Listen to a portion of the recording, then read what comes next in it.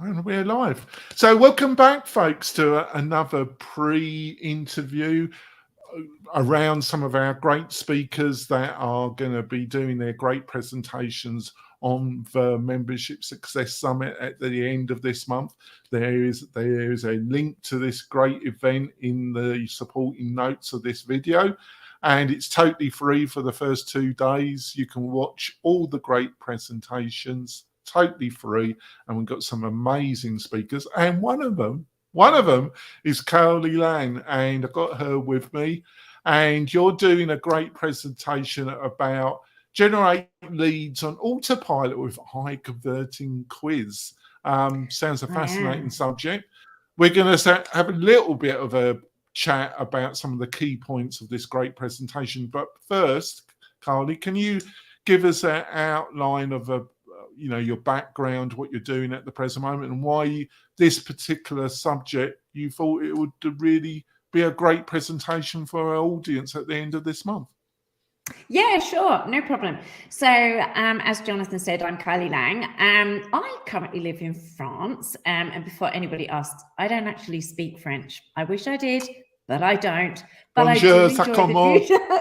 Yeah, I'm kind of like, if you've ever watched Only Fools and Horses, I have that rather lovely Del Boy accent every time I try and speak French. So I try and avoid it at all costs.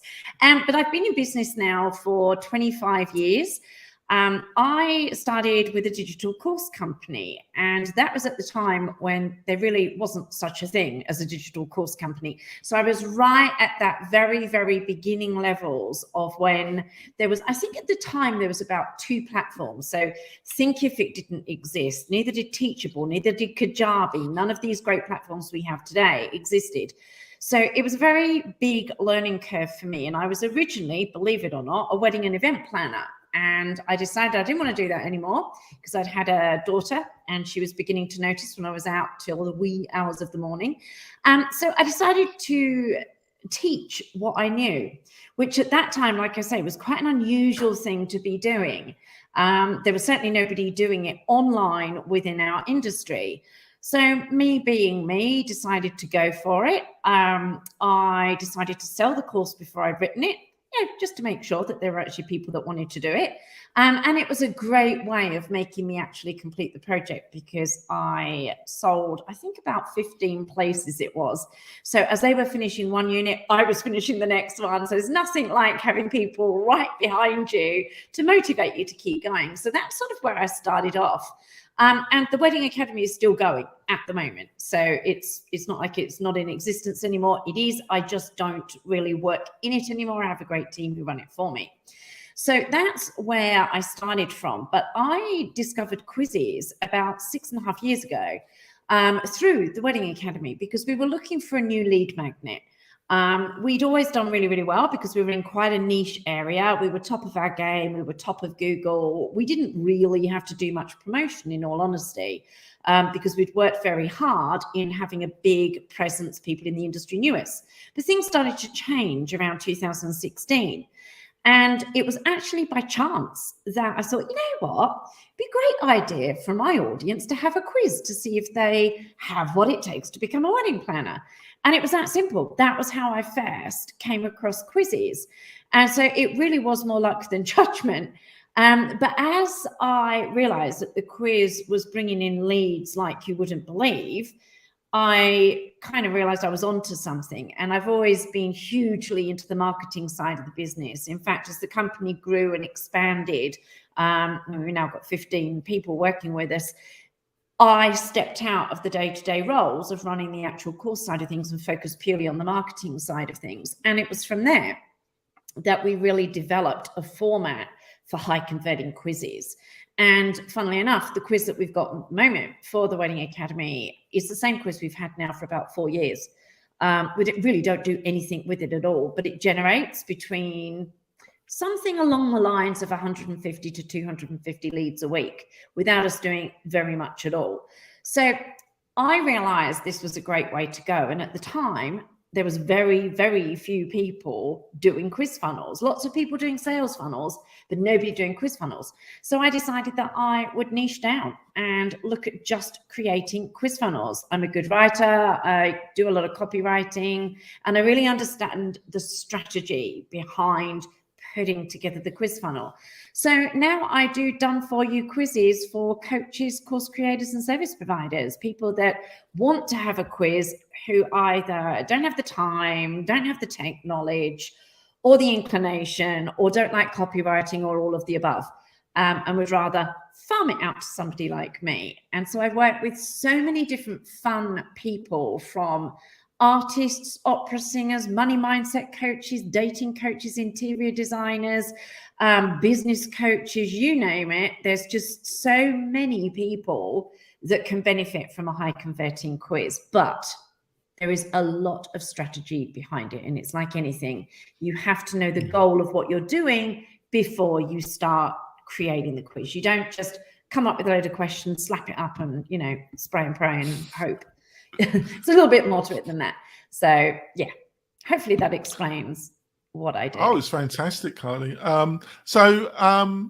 What do you think some of the 1 or 2 key points that people really misunderstand when it comes to utilizing a quiz as a kind of as part of their lead funnel strategy around their membership website? What, you know, I'm sure you're going to go through a lot of more detail in the actual presentation. This is just a sampler, a little wine sample before they buy the actual. Ooh, I like full that bottle. Analogy. Buy the full bottle. You know, I thought it was appropriate. I better make sure it's very appropriate because you're based in France. So I am trying. Absolutely. So what is like 1 or 2 that come to mind that you regularly see that people misunderstand or do in general that doesn't help them with this utilizing quizzes as part of their funnel strategy? Well, I think what the biggest thing that I see, and this applies to anybody that does a quiz, but especially with the membership side of things, because what they're wanting to do is have a lead magnet that drives traffic ready for their next membership launch. Great. But the problem is they only look at one part of the funnel, the top of the funnel, which is the driving of the traffic bit. The bit that they ignore is the middle bit, the bit where they're really nurturing them, where they're really getting to know them, build that know, like, trust factor, and get them to a point that when they open the doors to their membership, it's kind of like a no-brainer for somebody to sign up for it. So obviously, as you would know, you've got top of funnel, middle of funnel, bottom of funnel. Top of funnel is where you drive the traffic. So that's the actual quiz piece of the puzzle itself. But the middle part of that funnel are all of the emails and all of the things that you do to lead somebody to that point where they want to sign up for your membership when those doors open. Now, the great thing about a quiz is, unlike any other lead magnet, it allows you to capture lots and lots of great data. So if you're clever and you know how to put together really good quiz questions, you can actually not just give information to the lead that they're looking for that's going to keep them interested and happy and give them value, but you can get information back for yourself that you can then use within your business. And if you're clever with the tech side of things, then you use the tech you have available to sort of regurgitate that information back at them, because that builds consistency. It builds that know, like, trust factor. So if you found out certain things, let's take a really, really easy example here. If one of your questions was something along the lines of, what's your zone of genius? Are you a coach, a course creator, a service provider, an e-commerce, or in-person business, let's say, for example. If you knew the answer to that, you can then bring all that information back into your CRM, which would be something like Active Campaign, Keep, MailerLite, etc., dependent upon what you're using. We use Active Campaign for most of ours. And you can actually take that piece of information and say within an email. Now, the little bit that we do know about you from what you've told us, you're currently a coach. You're looking to build your email list. You're looking to do blah, blah, blah, blah, blah, because this is the information that you've pulled from them within the quiz. Now, immediately, that email that you're sending to them goes way beyond, Hi, thanks for downloading my PDF. Hope you're having a wonderful day. Would you like to buy my product? You're giving them back information that they've already told you, but in a really subtle way. So you're starting to build that know, like, trust factor with them. Then obviously you take that a stage further. You look at what it is that they've told you they're struggling with within the quiz, and then you send them very targeted emails that don't give them generic help, but that help them with that specific pain point that you identified with the quiz results. So that's the biggest mistake that I see, is people getting all this great data, pulling people in and driving traffic, but then doing absolutely nothing with it, which is such a complete waste of time. And then, of course, the other thing they forget to do is put together a really good bottom of funnel process as well. One where they really are geared towards making sure that as soon as those doors open to that membership, those people that are on the list and have gone through that quiz funnel are so ready for what it is that they're selling, this membership, that it is an absolute no-brainer for them. So those two pieces of the puzzle, the quiz is just the lead generator and the data gatherer. It's the rest of it. I think you've made some fantastic points. One that really resonated in my mind as you were speaking, Kylie, is about the opportunity not only to get a lead, but you get the opportunity of getting more insight about your target audience, because I think it's like 101, but I've really learned the hard way. Really knowing your audience, knowing your customer, knowing what they really are, that they're concerned about, or what their either concerns or aspirations, for you to effectively market to your target audience. The more you know about them, really know about them, not make educated guesses, but really know, the more you're going to be successful and effective. What do you think? Oh, I couldn't agree more. I mean, that's the thing. In marketing, we tend to assume much too often.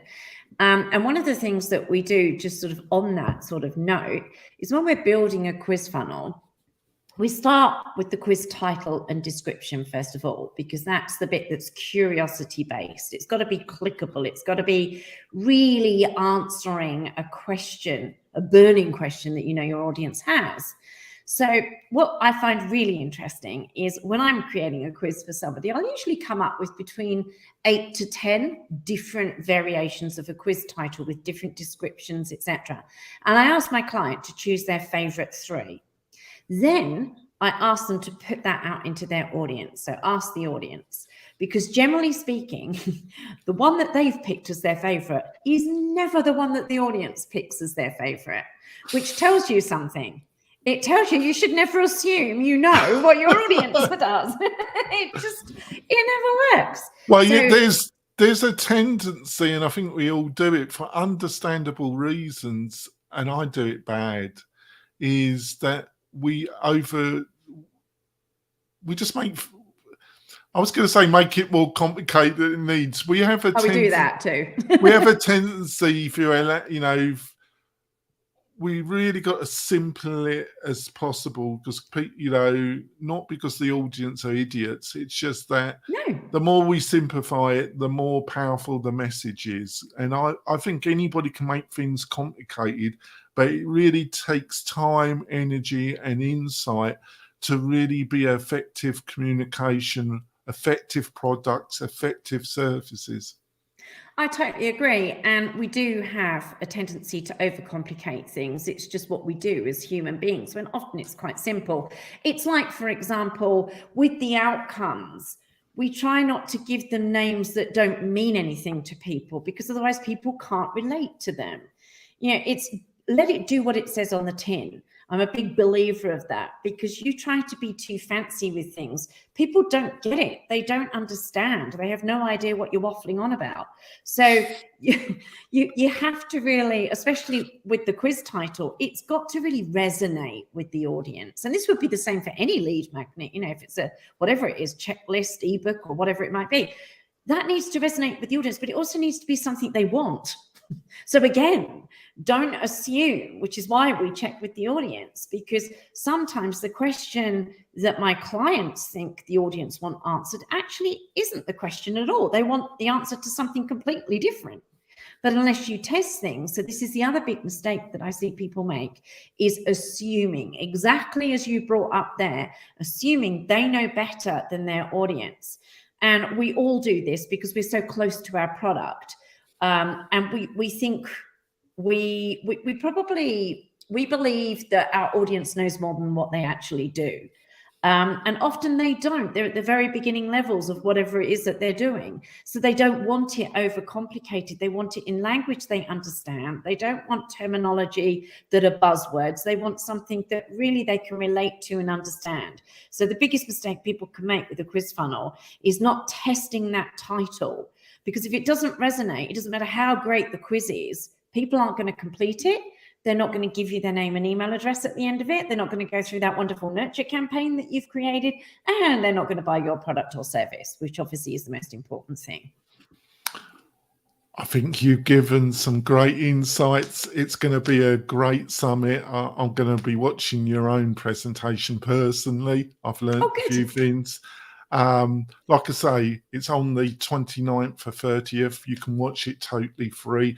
We do have a paid ticket as well, where you'll be able to watch it afterwards. And there's a third day where some of the people that are doing the presentations will actually be doing some one-to-one lessons, and we'll be offering some great prizes from our major sponsors. It's a great package. We got Pat Flynn as a keynote speaker. It's going to be a great event. I'm really pumped. I know don't show it, but I'm English, so what do you expect? But I'm pumped about it. It should be really great. Please join us. If you've got any questions, you can always do outreach to us. Go to the website. The link's in the notes supporting this video, and join us. It's going to be a great, fun event. I'll see you soon, folks. Bye.